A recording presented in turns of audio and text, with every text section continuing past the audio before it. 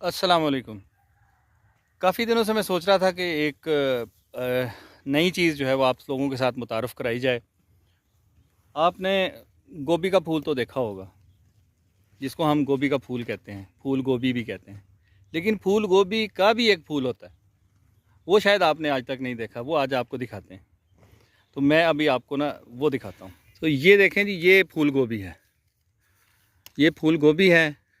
और इस फूल की अगली स्टेज जब ये पक जाता है, तो अगर आप ये देखें, उस फूल के ऊपर मज़ीद जो है ना फूल आगे ऊपर निकलना शुरू हो गए हैं और इसका रंग बदलना शुरू हो गया है। तीसरी स्टेज में ये देखें, ये लंबा निकलना शुरू हो गया। अब वो जो फूल गोभी आपने देखी थी, उसी में से वो शाखें ऊपर निकलना शुरू हो गई हैं और ये इसके ऊपर ये कलियां बनना शुरू हो गई हैं। इधर अगर हम आएँ तो ये देखें जी, ये हैं फूल गोभी के फूल। यहाँ पर वो फूल बना था, जैसा ये फूल है, ये यहाँ पर बना था। यहाँ से फिर वो मज़ीद निकली शाखें ऊपर, उसके ऊपर कलियां आईं और ये फूल बन गए। जैसे सरसों का फूल होता है वैसा ही फूल इसका है। अब इसके ऊपर गोभी का बीज बनेगा इन फूलों पे।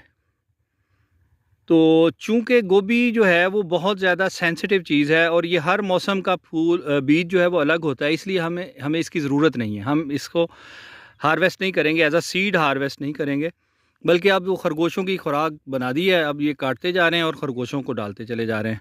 तो ये फूल गोभी का मज़ीद जो फूल है ना, जिसमें सीड बनते हैं, ये वाला फूल है। ये तकरीबन ऐसा ही होता है जैसे सरसों का, ये लाइट येलो कलर है।